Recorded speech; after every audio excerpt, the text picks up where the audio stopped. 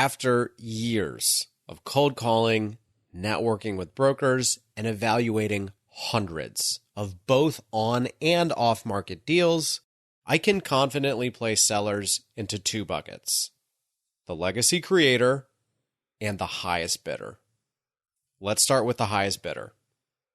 A lot of sellers, even a shocking number of mom and pops, simply want the highest price and most favorable terms. That's it. Literally, the highest bidder will win. Yes, this idea of a 10 cap, seller carry, mom and pop who don't know what they're sitting on, arbitrage type hype story that's perpetuated isn't the market anymore.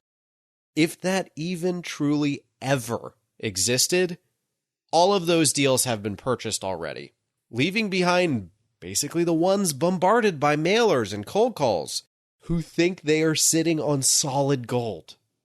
So, rather than out of touch with the market, low on pricing mom and pop sellers, the opposite is all that's left over.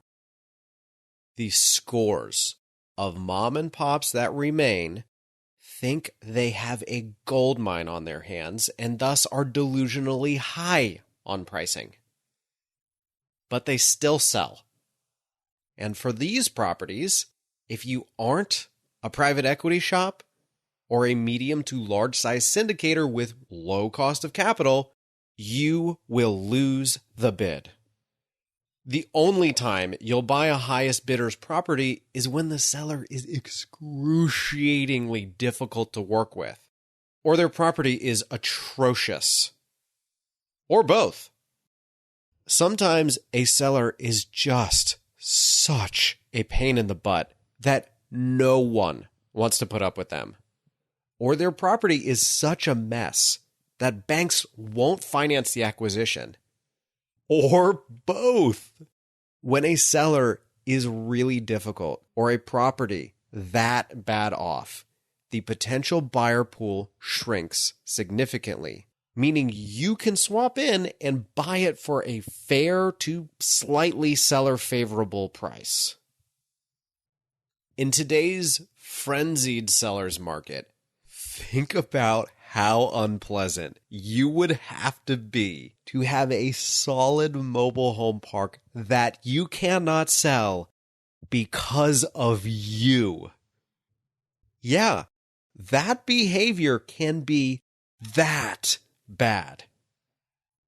And that process will really wear on you, the buyer.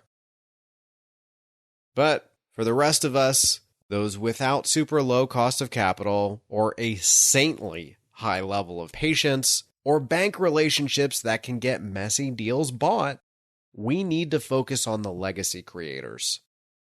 These are folks who won't let you steal their property, but prefer to sell to someone they have developed rapport with and trust that they'll do right by their properties after they sell. Generally speaking, these are original developers of the mobile home park, or the children of those original owners, or simply folks that have developed serious attachments to the residence and or the property for whatever reason. These folks will still command a fair to slightly seller favorable price, but at least the property won't get bid into oblivion. So, how do you win over a legacy creator? Imagine this. You're in the park's office with the potential seller, and they look at their son and say, "Remember how your father's dog used to cuddle up next to the furnace right there?" Then she smiles. And then her gaze turns toward the window, staring blankly as if lost in deep thought. Her once pleasant, nostalgic expression turns to melancholic loneliness, paralyzed by the realization that once she sells this property, this memory will fade along with her late husband. Do you think a mailer that's really personal or a well-timed cold call is ever going to win this woman over? It won't. What this family needs is time. They need time to develop trust in you. They need time to see you will be there on site, continuing to maintain what they labored so hard and so long to build. They need time to feel your empathy and your patience, and that you are in it for the right reasons. It takes months, if not years, to develop that level of trust. And even then, after all of that, you still might not win. We spent years whining and dining one seller who ended up selling to someone else for just $50,000 higher than our offer. That one hurt. But really, it didn't. Why? Because the sellers told me up front it was between me and that other group. Does it hurt to lose the Super Bowl? Of course. But 30 other teams weren't there at the finish line with a chance to win it all.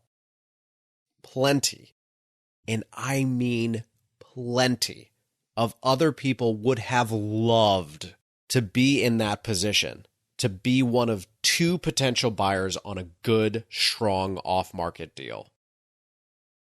And that is the game one must play in a seller's market. That's the time you must invest.